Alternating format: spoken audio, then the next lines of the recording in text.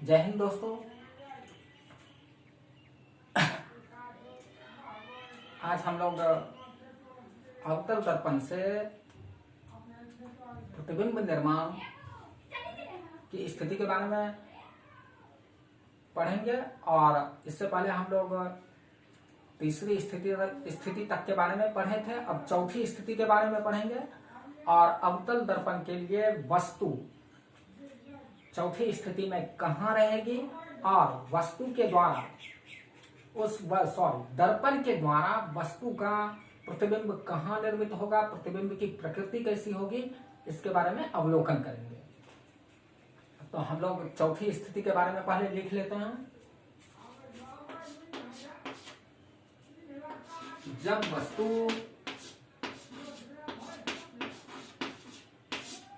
अवतल दर्पण के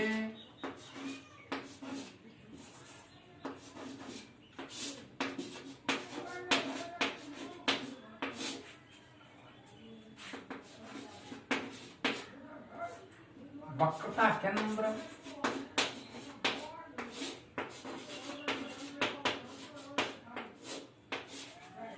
पर स्थित हो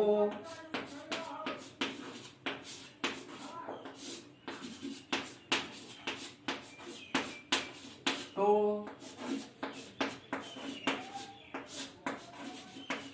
वस्तु का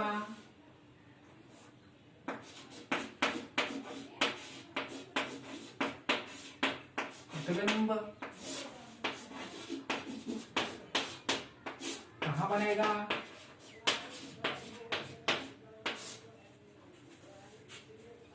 और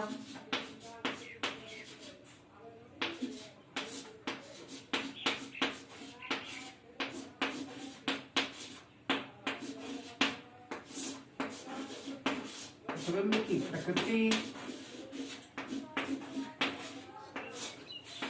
कैसी होगी।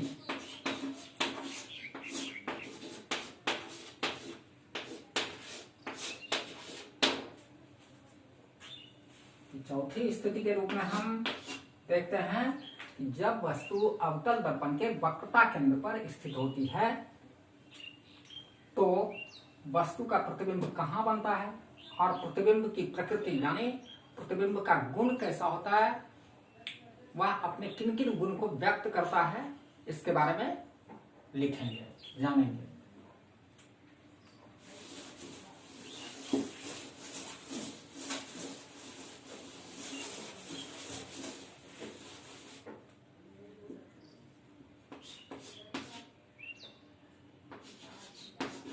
जब वस्तु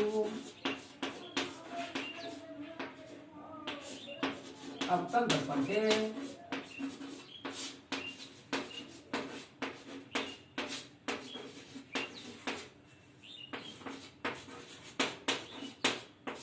वक्रता केंद्र पर स्थित हो तो वस्तु का प्रतिबिंब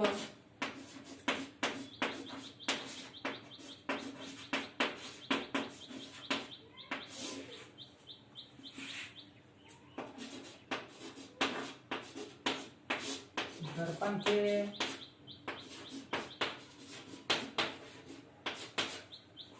प्रधान अक्ष पर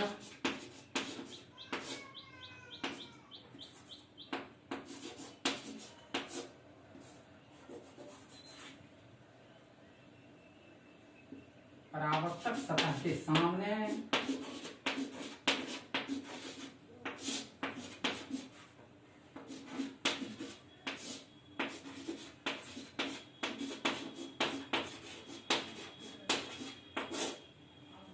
परावर्तक सतह के सामने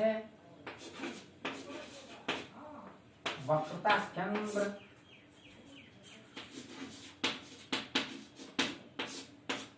पर ही बनेगी। जब वस्तु कहाँ थी, जब वस्तु अवतल दर्पण के वक्रता केंद्र पर स्थित थी तो वस्तु का प्रतिबिंब कहाँ बना? वस्तु का प्रतिबिंब दर्पण के प्रधान अक्ष पर परावर्तक सतह के सामने वक्रता केंद्र पर ही बनेगी। अब प्रतिबिंब की प्रकृति कैसी होगी उसके बारे में लिख लेंगे। प्रतिबिंब वास्तविक, उल्टा,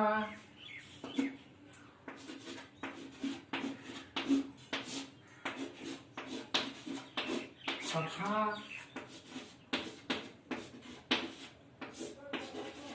वस्तु के आकार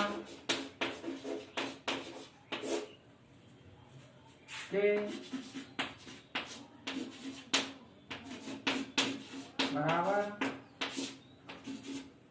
होगा।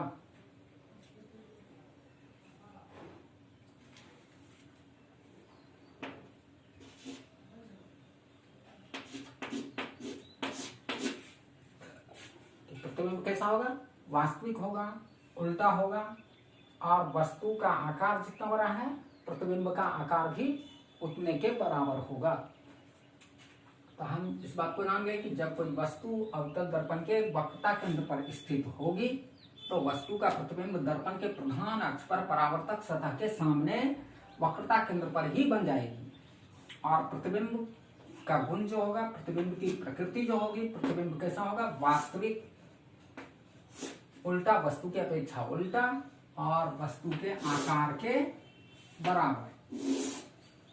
कि वस्तु का आकार जितना बड़ा था प्रतिबिंब का भी आकार उतना ही बड़ा होगा। अब हम इस स्थिति को किरण आरेख के रूप में भी व्यक्त कर सकते हैं और उसके प्रकृति को भी देख सकते हैं और उसके स्थिति का भी अवलोकन कर सकते हैं।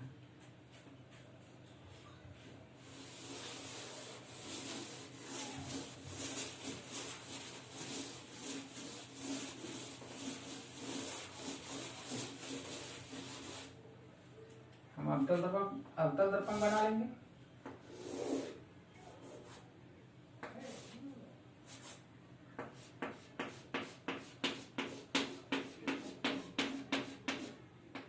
ये गोलीय दर्पण है और गोलीय दर्पण में कौन सा दर्पण? अवतल दर्पण। इसका धंसा हुआ भाग परावर्तक सतह है और उभरा हुआ भाग रजतित है। इस तरह से ये हमारा अवतल दर्पण बन गया। अब एक दर्पण के मध्य बिंदु से होकर एक काल्पनिक रेखा खींच देंगे। दर्पण के मध्य बिंदु को हम ध्रुव बोल देंगे। ये हमारा क्या है? ये दर्पण के ध्रुव से खींची गई काल्पनिक रेखा प्रधान अक्ष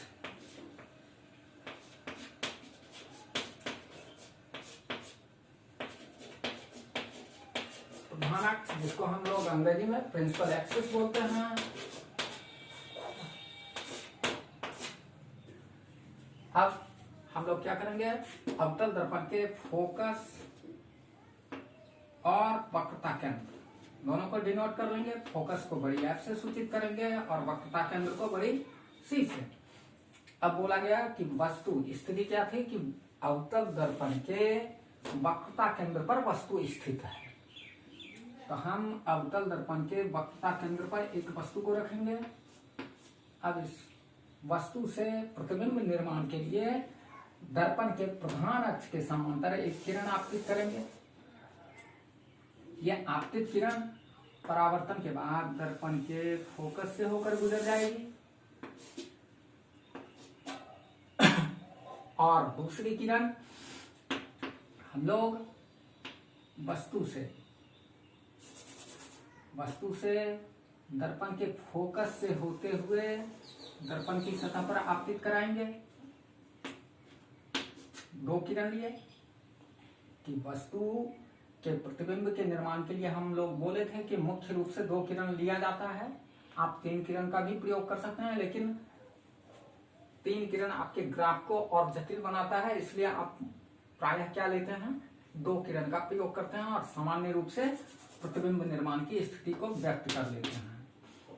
सॉरी, सी और यहां दर्पण का फोकस एफ। अब हम देखते हैं कि हम जानते हैं कि जब दर्पण पर, यानी प्रतिबिंब निर्माण के लिए चार प्रकार के किरण में से एक प्रकार की किरण के बारे में हम लोग पढ़े थे कि जब वस्तु से कोई प्रकाश की किरण गोलीय दर्पण के फोकस से होकर आपतित होती है, गोलीय दर्पण के परावर्तक सतह पर आपतित होती है, तो परावर्तन के बाद वह किरण गोलीय दर्पण के प्रधान अक्ष के समांतर परावर्तित हो जाती है। अब ये किरण गोलीय दर्पण के वस्तु से एक किरण आपतित कराए गोलीय दर्पण के परावर्तक सतह पर, यानी अवतल दर्पण के परावर्तक सतह पर जो आपतित हो रही है दर्पण के फोकस से, और यह परावर्तन के बाद अवतल दर्पण के प्रधान अक्ष के समांतर में परावर्तित होकर निकली। अब यहाँ पर जब हम प्रतिच्छेदी बिंदु पर देखते हैं तो यह प्रतिच्छेदी बिंदु ही वस्तु के प्रतिबिंब को सूचित करता है। इस तरह हमारा ये प्रतिबिंब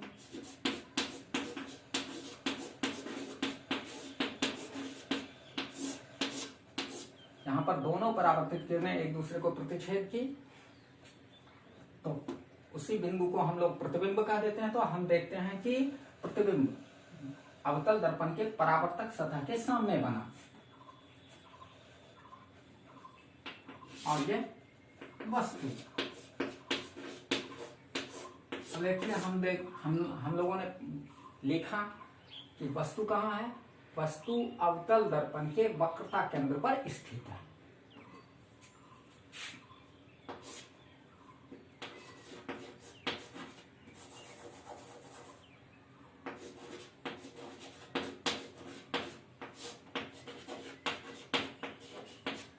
वस्तु कहाँ स्थित है, तो अवतल दर्पण के वक्रता केंद्र पर। वस्तु की स्थिति को दिखा दिया कि वक्रता केंद्र पर है। अब प्रतिबिंब देखें, प्रतिबिंब भी कहाँ, तो वक्रता केंद्र पर ही स्थित है।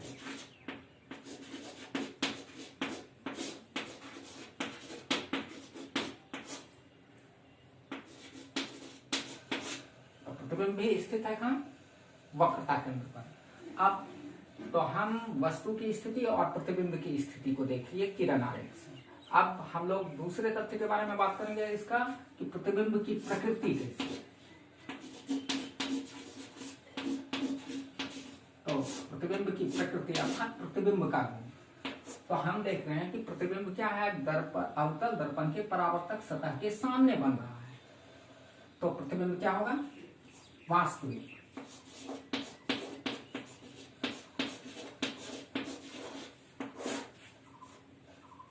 और वास्तविक प्रतिबिंब हमेशा कैसा हुआ करता है, वस्तु के सापेक्ष उल्टा। और प्रतिबिंब का आकार वस्तु के आकार के बराबर है, लगभग बराबर है। ये तो ग्राफिक मोड है जो हम लोग क्या कहते हैं कि बिना किसी स्केल या प्रकार की सहायता से हम इसका निर्माण कर रहे हैं। तो ये छोटा बड़ा हो सकता है, लेकिन सैद्धांतिक रूप में हम जानते हैं कि यदि वस्तु अवतल दर्पण के वक्रता केंद्र पर स्थित हो तो प्रतिबिंब वक्रता केंद्र पर निर्मित होगा। और प्रतिबिंब की प्रकृति कैसी होगी, तो दर्पण के सामने बनने के कारण वास्तविक होगी। वस्तु की अपेक्षा हम उस प्रतिबिंब का जब परिदृश्यात्मक अवलोकन करेंगे तो हम देखेंगे कि प्रतिबिंब कैसा है, उल्टा है। और जब इसके आवर्धन को देखेंगे तो हम देखेंगे कि जितना बड़ा वस्तु था, वस्तु का आकार जितना बड़ा था उतने ही आकार में प्रतिबिंब भी है। वास्तविक उल्टा तथा वस्तु के आकार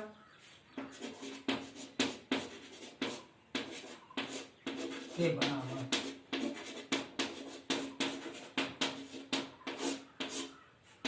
हम देखिए कि प्रतिबिंब की स्थिति कहाँ हुई, जब वस्तु अवतल दर्पण के वक्रता केंद्र पर स्थित थी तो प्रतिबिंब निर्मित हुआ कहाँ, वक्रता केंद्र पर ही।